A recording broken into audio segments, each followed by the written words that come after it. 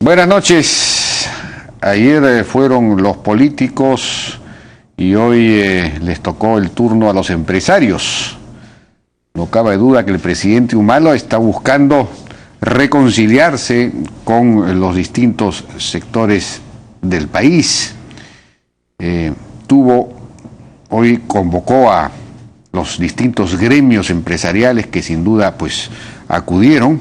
Fue una reunión larga, muy abierta, muy positiva según todos los que participaron, en la que se plantearon problemas y se expusieron propuestas y soluciones. Tenemos unas declaraciones de Luis Valdivieso, quien es presidente de la Asociación de AFPs. Escuchemos. La confianza es una cosa que, diríamos, es un proceso. Yo creo que estos diálogos ayudan muchísimo a poder, por lo menos, saber cuál es la posición de cada uno de los grupos. Diríamos, se ha hecho énfasis en las cosas que hay. Por ejemplo, obras por impuestos. Si se puede mejorar el sistema de obras por impuestos, por ejemplo, qué es lo que traba las iniciativas privadas, entonces si se pueden mejorar los reglamentos para iniciativas privadas, y así sucesivamente. Por ejemplo, la importancia de ver, diríamos, una ley de la reforma del servicio civil, muy importante, ¿no? O sea, cómo hacer para que efectivamente, diríamos, todo el Estado comience a ser un Estado más ágil. Se nos han consultado en qué áreas creemos que, diríamos, es necesario más acción, qué nos ha parecido, o sea, las medidas ya tomadas y anunciadas, qué es lo que está en proceso en el Congreso, y es muy importante. O sea, hay cosas en el Congreso que todavía van a ser discutidas por el Congreso. Bueno, también se tocó ampliamente el tema de la informalidad y cómo resolver el problema de la informalidad, aun cuando no se entró al detalle de temas como, por ejemplo, cómo reformar la legislación laboral para que ésta sea más inclusiva. Y bueno, el presidente Humala anunció que en adelante habrá esta clase de reuniones, pero sectoriales, de modo tal que ha quedado establecido que el gobierno quiere trabajar de la mano con el sector privado para sacar al país adelante, es decir, para definir mejor los objetivos, identificar los cuellos de botella, avanzar conjuntamente en la solución de los problemas y en la implementación incluso de las reformas y principalmente, por supuesto, de la inversión. Y esto sin duda es una muy buena noticia. Es algo que veníamos reclamando, que venían reclamando diversos sectores, y ha quedado establecido entonces que en adelante pues no solo el presidente, los ministros también se reunirán con los distintos sectores. Los ministros hasta ahora se mantenían enconchados en una suerte de autismo incomunicado, como si fueran dueños de la verdad y supieran todo, pero como es obvio esto no es así. Una actitud muy positiva que hay que sin duda saludar.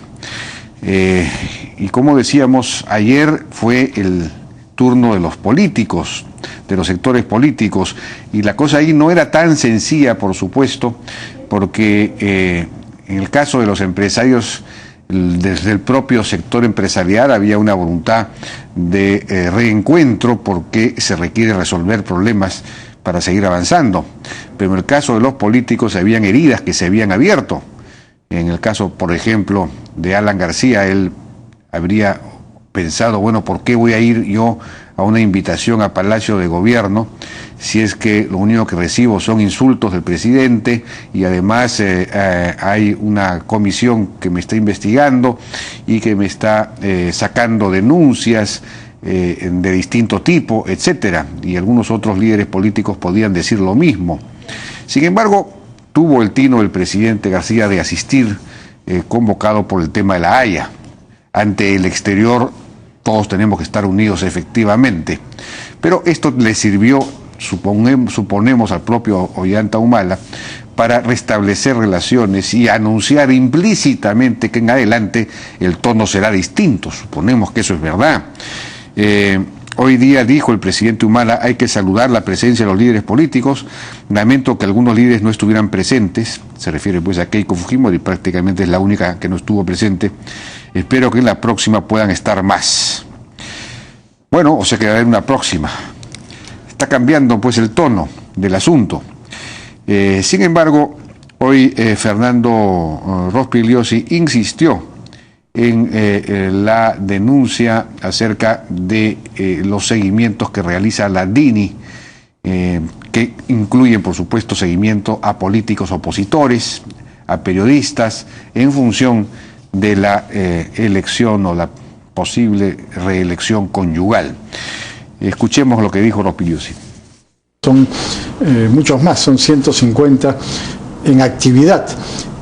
Probablemente después de la denuncia han cambiado la situación formal y no los asignan a todos a la DINI, pero hacen los mismos trabajos de espionaje político que está realizando la DINI, es decir, seguimiento de determinadas personas, investigar a determinadas personas, etcétera. Eso es lo que están haciendo.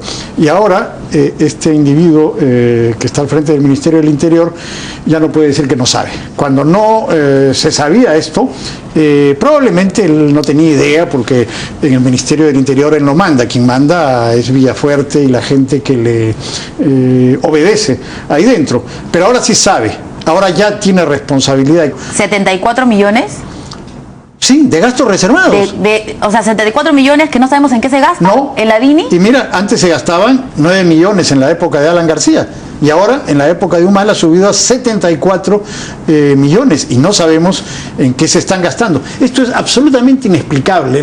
Esto está siendo usado para otras cosas. No está siendo usado para la delincuencia, para el terrorismo, para el narcotráfico, porque eso es una tarea de la policía y de las Fuerzas Armadas. Que la DINI además está prohibida por ley de duplicar. La DINI no puede duplicar el trabajo que hacen otras instituciones. La información que yo tengo es que han comprado nuevos equipos modernos, porque, como digo, los equipos de la década del 90 ya no sirven para nada hoy día. Hay 4 de interceptación.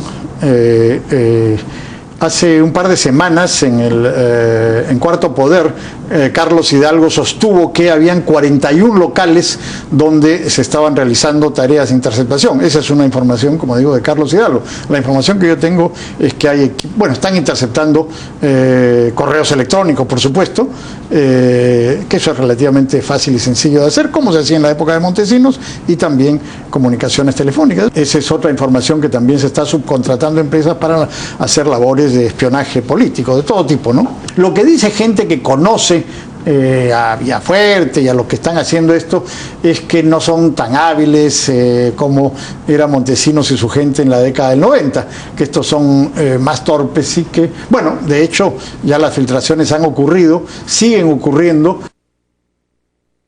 Bueno, cuando menos esto último sí sería cierto, de acuerdo a informaciones que yo mismo he podido recabar.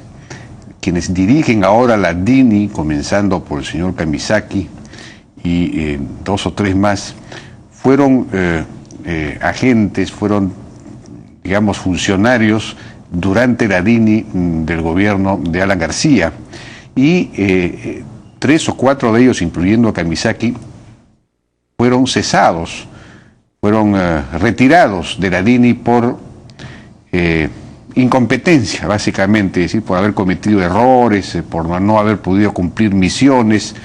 Quizá podamos ofrecer el detalle en otra ocasión. De modo tal que la conclusión es que si se le ha encomendado a estas personas la tarea de hacer seguimiento político a opositores o periodistas incómodos, en fin, pues no lo van a poder hacer de una manera eficaz porque no tienen las capacidades, a Dios gracias. El asunto es que para lo que sí se requeriría capacidad es para todo lo otro, ¿no? Para aquello para lo que sí se requiere un servicio de inteligencia. Y bueno, entonces en ese caso habría que cambiar de personal, habría que poner un personal idóneo, ¿no es cierto? Bueno, Fernando Rospigliosi hizo otra denuncia, una relacionada a gastos de equipamiento de Canal 7, según él, por orden de la primera dama y para financiar y para, convertir, potenciar el Canal 7 y ponerlo al servicio de la reelección conyugal, en buena cuenta.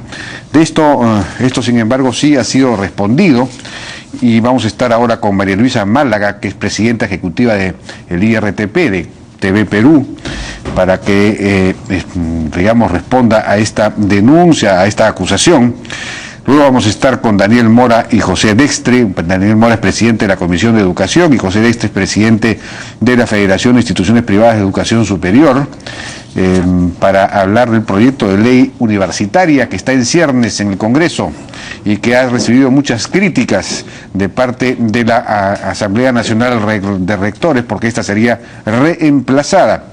Y finalmente vamos a estar con Liliana Rojas Suárez, investigadora principal del Centro de Desarrollo Global, para hablar acerca de la economía mundial y hasta cuándo nos va a seguir afectando, porque como sabemos, ya por lo menos en los primeros 3 y 4 meses de este año, las exportaciones vienen cayendo.